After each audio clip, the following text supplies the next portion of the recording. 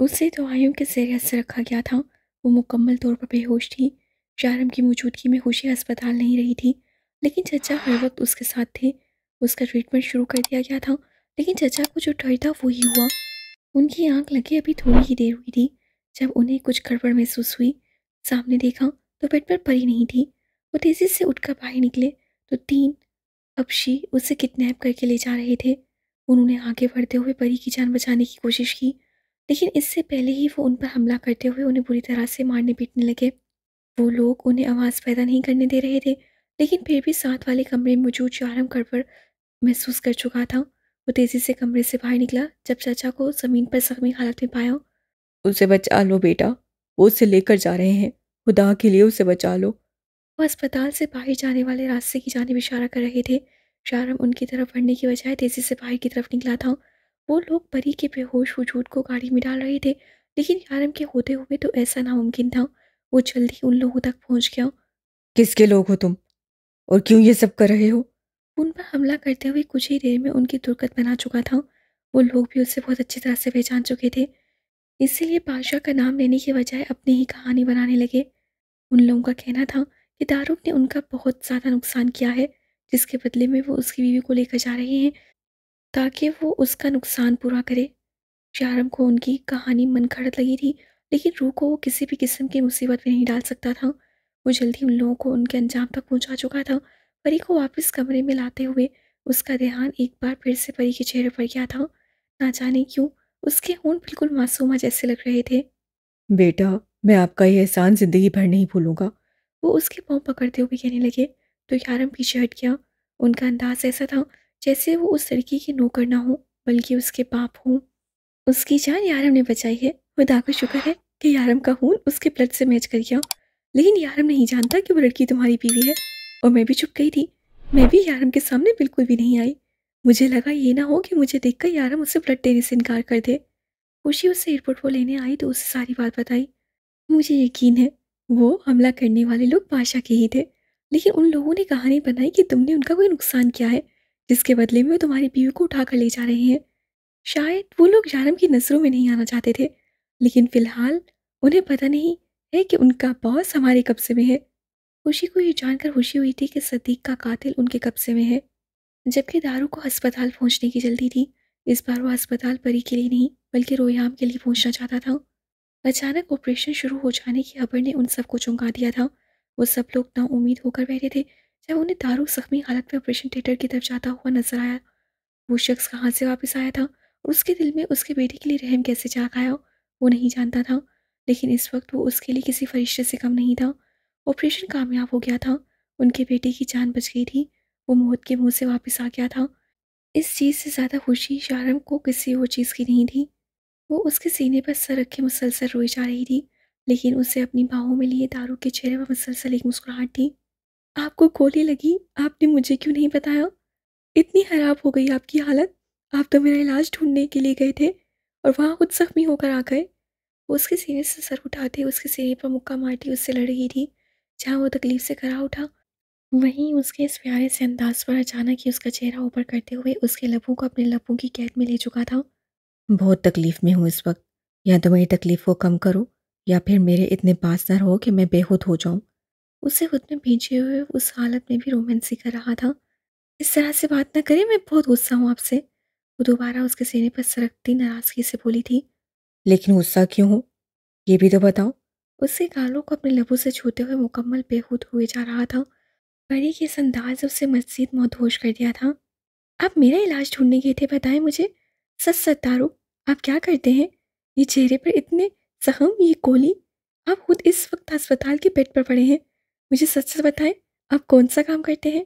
आप कोई खतरनाक काम तो नहीं करते ना, जिसकी वजह से वो अपने शक को ज़ुबान देकर आज क्लियर जवाब चाहती थी। मैं तुमसे सच कह रहा हूँ, तुम्हारी कसम। मैं तुम्हारा इलाज ढूँढने गया था और मैं तुम्हारा इलाज ढूँढ के लाया हूँ। अब तुम्हारा इलाज हो जाएगा। अब तुम्हें कभी कोई टेंशन नहीं होगी। तुम्हें कोई तकलीफ़ सहनी नहीं पड़ेगी। तुम्हें कोई बुरे ख्वाब नहीं आएँगे। वो उसे अपने आप से बेहद करीब करता प्यार से समझा रहा था, जब अचानक दरवाज़ा खुला। दरवाजे पर यारम के साथ रूह को देखकर वो लम्हे में उससे दूर हुई थी। मैं आपको इन्हीं के बारे में बता रही थी और इन्होंने मेरी जान बचाई थी और अब से ये मेरे भाई हैं। वो यारिम को देखते हुए उसे बताने लगी। तारुक ने कोई जवाब नहीं दिया, सिर्फ हाँ में सर हिला दिया था, जबकि रूह को यारिम के साथ देखकर वो खुद भी कुछ कंफ्यूज थी। आप रोमी की मामा है ना? इस लड़की को वो भूली तो हरगिज नहीं थी, जबकि रोयाम को अपने पास से एक नाम दे चुकी थी। फिलहाल तो हम आपके शोर का शुक्रिया अदा करने आए हैं, जिसकी वजह से हमारा बेटा आज जिंदा है। उन्होंने एक नज़र उसे देखते हुए बताया। तो परी खुशी से तारुक को देखने लगी। सच में? आपने रोमी को बचाया? रोयाम कहाँ पर है? मैं उससे मिलना चाहती हूँ। वो पल में बेचैन हुई थी। क्यों नहीं, रूम नंबर 11 में तुम जाओ, उससे मिल सकती हो। यारम ने फौरन उसे इजाज़त दी तो वो खुशी से तारुक को देखते हुए कमरे से बाहर निकल गई, जबकि उन दोनों का ध्यान अब उस पर था। 8 दिन के बाद वो अस्पताल से वापस घर आ गया था। तारुक के लिए रूह के साथ उसकी ये मुलाकात काफ़ी खुशगवार थी, लेकिन उसे साफ अल्फाज में कह दिया था कि रोयाम की जान उससे सिर्फ और सिर्फ अपनी बीवी परी के लिए बचाई है। जिस तरह से यारम ने उसकी बीवी की मदद की, उसी तरह से उससे भी उनके बच्चे की मदद कर दी। उसे ना तो रूह से कोई मतलब है और ना ही रोयाम से, लेकिन रूह की बातों ने उसे अंदर तक सुकून पहुंचाया था। वो दर्द जो वो इतने सालों से सह रहा था कि रूह की ज़िंदगी में उसके लिए कोई जगह नहीं है, आज उस दर्द पर रूह का लहजा मरहम बन गया था। लेकिन अब वो इस बात को कबूल कर चुका था कि रूह की ज़िंदगी में उसकी जगह नहीं है। वो रूह की इस नई ज़िंदगी में नहीं आना चाहता था। रूह एक खुशगवार ज़िंदगी गुजार रही थी अपने शौहर और बच्चे के साथ। वो किसी भी तरह उसकी लाइफ में डिस्टर्बेंस की वजह नहीं बनना चाहता था। हाँ, ये सच बता के रूह पहला रिश्ता था जो उसे दुनिया में मिला था। वो लम्हा जब उस औरत ने कहा था उसके पेट में पलने वाला बच्चा उसका बहन या भाई होगा, उसका रिश्ता उसके साथ होगा। वो दुनिया में आने से पहले ही उसे कितनी अजीज हो गई थी। वो कभी भी अपने जज्बात को खुलकर उसके सामने जाहिर नहीं करता था, लेकिन फिर भी उससे पल पर रूह के आने का इंतजार किया था। इतना अजियतनाक था वो लम्हा जब उस औरत ने कहा था कि अब मेरी बेटी की जिम्मेदारी तुम पर है, तुम इसे संभालोगे, तुम उसे पालोगे। लेकिन वो उसके लिए कुछ भी नहीं कर सका था। कयूम हलील उसकी साथ को 800 रुपये में फ़रोख्त करके वो अपनी बेटी को अपने साथ ले गया था, जबकि उस औरत के मरने के बाद ही उससे हिसर को धक्के मारकर उस घर से निकाल दिया था। अगर तुम्हारी बहन ही नहीं तो तुम्हें खुद पर बोझ बनाकर मैं क्यों पालूं? अगर तुम्हारी बहन मर गई है तो तुम भी मेरे लिए मर गए। छोटू तो वैसे भी उससे जान छुड़ा रहा था, क्योंकि तारीख गवाह है कि उस शख्स ने अपनी मेहनत का एक लुकमा भी हिस्से के मुंह में नहीं डाला था। छोटी सी उम्र में हिस्सा ने मेहनत करके अपने लिए नवाला कमाया था, और जिस दिन ना कमा सका उस दिन भूखा सो गया। वो एक गैरतमंद बाप का बेटा था, लेकिन अफसोस कि इस दुनिया में ऐसे लोगों की कोई जगह नहीं। उसके बाप के मरते ही वो दोनों बहन भाई जैसे जीना ही छोड़ चुके थे। इसर के बाप ने ना जाने कौन से बुरे वक्त में कयूम हलील से 1500 रुपये का कर्ज लिया था, जिसको चुकाने से पहले ही वो इंतकाल कर गए। लेकिन वो कहाँ जानते थे कि वो 1500 रुपये उनकी बेटी की ज़िंदगी के लिए असाब बन जाएंगे। माँ तो बचपन में ही छोड़ गई थी। बाप के जाने के बाद सब कुछ खत्म हो गया। ईसर की उम्र उस वक्त 13 साल थी। उसने दावा किया था कि वो अपनी बहन को संभाल लेगा। वो किसी की गुलामी नहीं करेगा, अपनी बहन का खर्चा खुद उठाएगा। लेकिन वो 13 साल का बच्चा कर ही क्या सकता था? अपनी बहन के लिए कयूम हलील उसके दावे के साथ आया कि उनके बाप ने 1500 रुपये का कर्जा लिया था, तो वो कुछ भी ना कर सका। कयूम हलील ने 1500 के बदले हिस्सर की बहन से निकाह की शर्त रखी थी। उसकी नीयत नूर पर हमेशा से ही खराब थी। वो सरकारी अफसर था, एक थाने में हवलदार की नौकरी करता था। कोई भी आगे आकर उनकी मदद को तैयार ना हुआ, और 1500 के बदले कयूम हलील ने उसकी 16 साला बहन को अपने निकाह में ले लिया। वो तो हिसर को तभी उसकी ज़िंदगी से अलग कर देना चाहता था, लेकिन ये तो हिसर का हौसला था कि अपनी बहन का साथ छोड़ने को तैयार ना हुआ। दिन रात कयूम हलील की मार खाकर भी उससे कदम पीछे ना हटाए। ना सिर्फ उसे बेवजह मारता था, बल्कि उसने कभी उसे खाने को भी कुछ नहीं दिया था। निकाह की पहले रोज़ ही वहाँ से घर से बाहर निकाल दिया गया था, और कहा था उसके इस घर में रहने के लिए उसे ना सिर्फ किराया देना होगा, बल्कि अपने खाने पीने का इंतज़ाम भी खुद ही करेगा। कयूम हलील का पहले से शादीशुदा होना भी एक नेमत से कम नहीं था। वो अपने घर जाता तो हफ्ता हफ्ता वापस से नहीं आता था। उसकी 3 बेटियां थीं जिनसे वो बहुत मोहब्बत करता था, और तहसीम उसकी ख़ानदानी बीवी थी जो उससे बेहद अजीज भी थी। लेकिन तहसीम को उसकी दूसरी शादी के बारे में कुछ भी नहीं था, यहाँ तक कि कईयों इतना ज़्यादा रंगीन मिजाज था कि कोठे पर आना जाना भी उसका आम था। कोठे में मौजूद हर औरत उससे वाकिफ़ थी, और ना सिर्फ वाकिफ़ थी बल्कि उसके चर्चे बेहद मशहूर थे, क्योंकि कोठे की सबसे खूबसूरत तोआइफ रेशम बाई को 12 साल पहले इस कोटे पर पहला फुसला कर लाने वाला भी वही था। लेकिन ये बात किसी के इल्म में नहीं थी कि वो रेशम से निकाह करके उसे वहाँ लाया था। वो बारों से हशर अपनी किस किस ज्यादती का हिसाब देने वाला था, वो अल्लाह की ज़ात से बेहतर और कोई नहीं जानता था। रेशम के वजूद से उसे एक बेटा भी पैदा हुआ था, जिसके बारे में वो सब कुछ जानता था, लेकिन उसे अपना बेटा कबूल करने से साफ इनकार कर चुका था। ये हकीकत थी कि रेशम को एक माह तक अपने निगाह में रखने के बाद उसे कोठे पर भेज चुका था। ये लम्हात उस मासूम लड़की के लिए कितने अज़ियतनाक थे, जब उस बीवी को एक तोहफ़ के मर्तबे पर फाइज किया गया। ये तो बस वही जानती थी जिस पर गुजरी थी। लेकिन जब कोठे की बाई ने उसे ज़बरदस्ती गलत काम करने पर मजबूर किया, तो उसने उसे बताया कि वो माँ बनने वाली है। उसकी खूबसूरती को देखते हुए उस औरत के दिल में यही बात समाई कि अगर बेटी होती है तो फ़ायदा उन्हीं का होगा, और अगर बेटा पैदा हुआ तो किसी यतीम खाने में दे देंगे। उस औरत ने 9 महीने का इंतज़ार किया था, लेकिन दरकुशम के रूप में बच्चे को देखकर उन्हें कोई खुशी नहीं हुई थी। वो सब लोग ही उसे यतीमखाने में फेंक देना चाहते थे, लेकिन एक माँ का दिल ऐसा था कि वो चाहकर भी अपने मासूम बच्चे को खुद से दूर ना कर सकी। लेकिन उस बच्चे को अपने पास रखने के लिए उसे बहुत सारी तकलीफ़ें सहनी थी। वो खुद को बेचने को तैयार हो गई। उस कोटे पर 12 साल गुजार कर वो दरकुशम का हाथ नहीं, कयूम के हाथ में थमाकर हमेशा के लिए आंखें बंद कर गई। कयूम चाहकर भी उस बच्चे को खुद से दूर ना कर सका, क्योंकि उस औरत के पास निकाहनामा अब तक मौजूद था। वो पूरी दुनिया में उसकी इज्जत की चीतड़े कर सकती थी। वो मजबूर होकर उसे अपने साथ ले आया। उसे यकीन था तज़ीम उसका जीना हराम कर देगी, पूरे ख़ानदान में उसे बदनाम कर देगी। इसीलिए वो उसे तज़ीम की बजाय नूर के पास ले आया। नूर के साथ उसका रवैया बहुत लिया दिया था। कय्यूम हलील ने हिसर की तरह उसे भी साफ अल्फाज में कह दिया था कि तुम्हारे साथ मेरा ताल्लुक यही तक का था, अब आगे कमाओ और खाओ। उसे बेवजह ही कय्यूम हलील से मार खानी पड़ती थी। हिजर और उसका दुख एक जैसा था, लेकिन इसके बावजूद भी वो हिजर से भी ज़्यादा बातचीत नहीं करता था। लेकिन नूर उसे खामोश नहीं रहने देती थी, वो उसे बोलने पर मजबूर करती थी। और फिर नूर को पता चल गया कि वो उसके पेट में पलने वाली उस साथ में दिलचस्पी रखता है। वो अभी तक दुनिया में नहीं आई थी, लेकिन उसके बावजूद भी वो उससे मोहब्बत करता है। वो पहली साथ थी जिसे देखे बिना वो उसकी मोहब्बत में गिरफ्तार हो गया था। हद होती है दक्ष, आपको आराम की ज़रूरत है, ऐसा कैसे कर सकते हैं? अभी आपको अस्पताल में ही रहना चाहिए। बेकार में उस डॉक्टर से इतनी बहस की आपने, चला तक नहीं जा रहा आपसे। उसे अपने सहारे पर बाहर लेकर आई थी, जिस पर वो जानबूझकर उस पर वज़न डाल रहा था।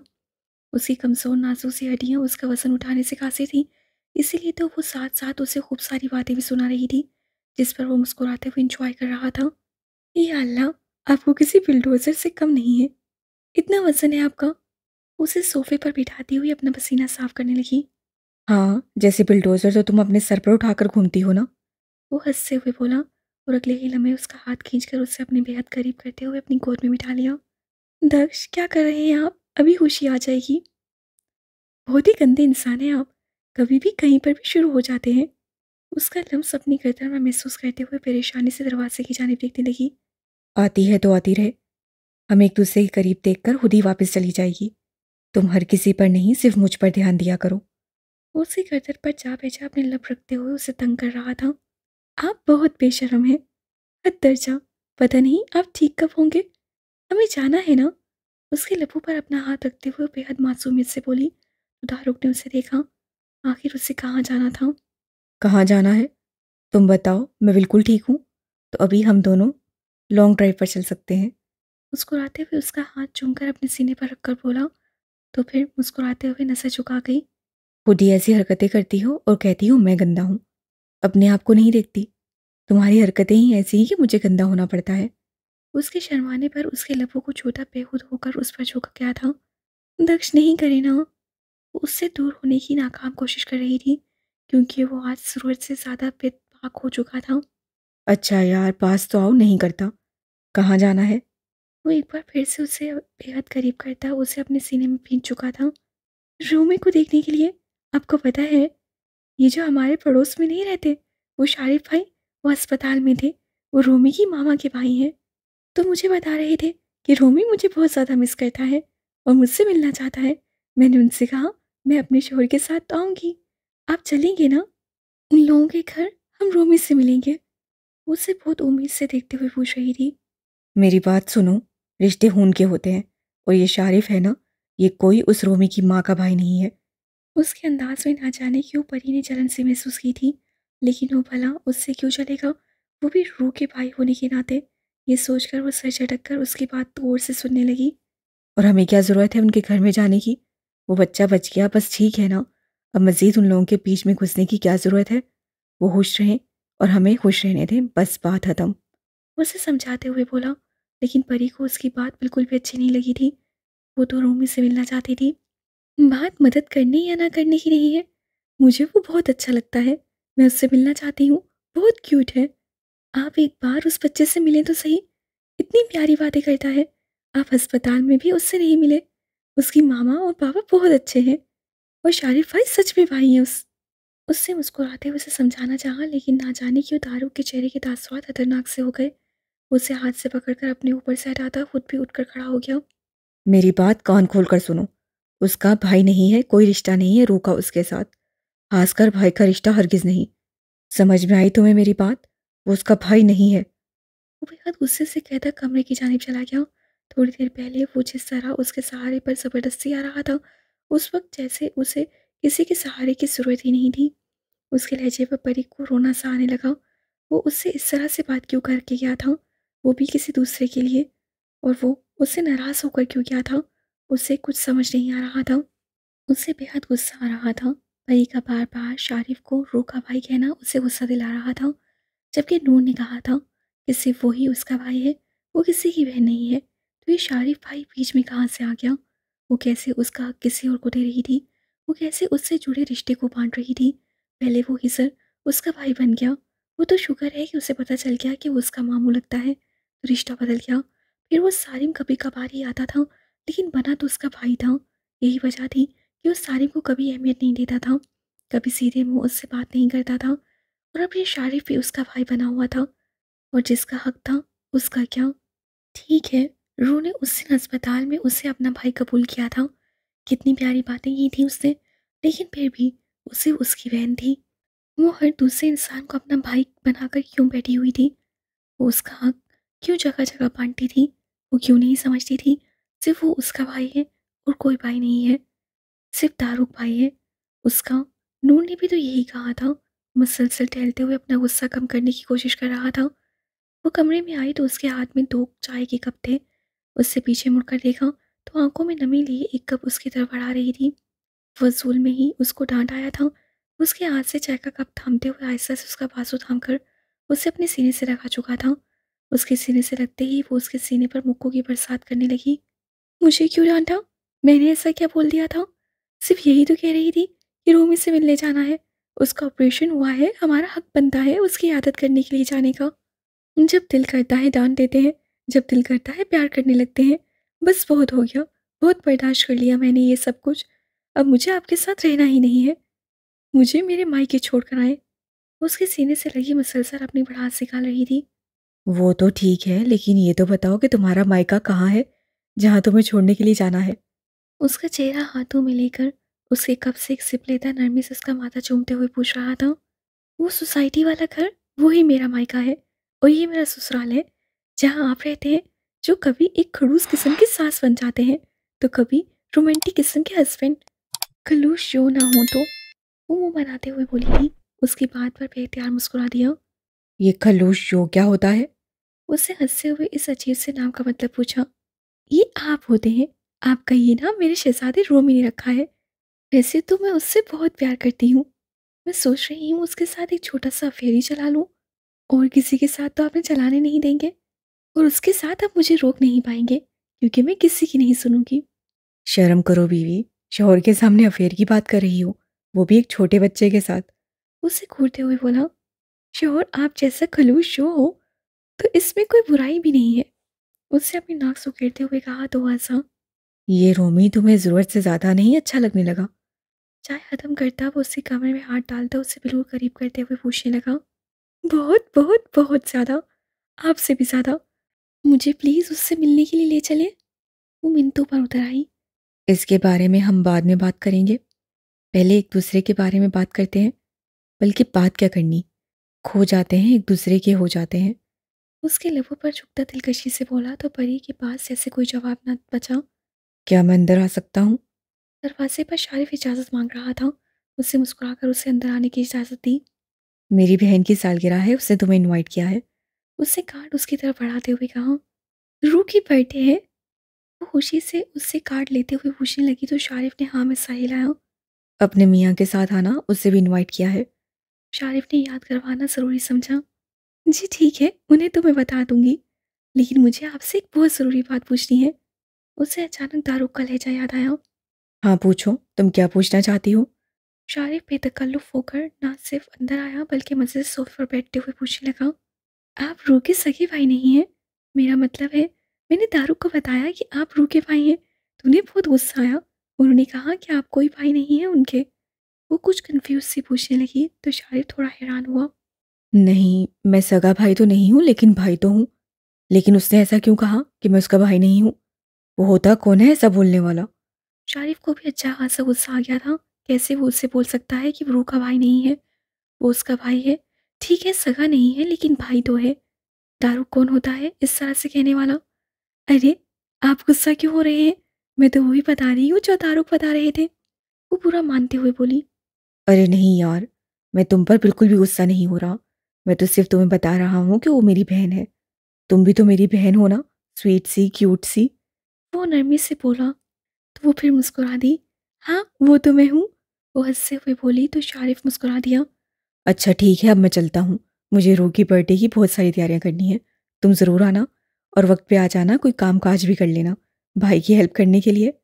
उन लोगों का बस चले तो सारा काम ही मेरे सर डाल दें। बस सारा काम तो मैं ही करता हूँ, बाकी सब तो बेकार बैठे रहते हैं। वो अपने दिल की भड़ास निकालते हुए बोला तो परी ने उदास सी शक्ल बनाते हुए उसे देखा, जैसे उसका दर्द महसूस किया था। आप फिक्र ना करें, मैं आपकी पूरी मदद करने की कोशिश करूंगी। बस शाहरुख जाने की इजाज़त दे दे। अरे, वो कौन होता है तुम्हें ना इजाज़त देने वाला? तुम थोड़ी बहुत लड़ाई कर लेना। अगर करना नहीं आता तो मेरी बीवी से सीख लो, हर चीज़ सिखा देगी तुम्हें। इतनी मासूम मत बनो, मासूमियत से कुछ भी हासिल नहीं होता। वो उसे समझा रहा था और उससे फ़ौरन हाँ में सर हिलाया। आप बिल्कुल बेफ़िक्र हो जाएँ, मैं ज़रूर आऊँगी। मुझे उन्हें मनाना अच्छे से आता है। परी ने उसे यकीन दिलाया तो वो मुस्कुराकर अपना अंगूठा दिखाता वहाँ से निकल गया।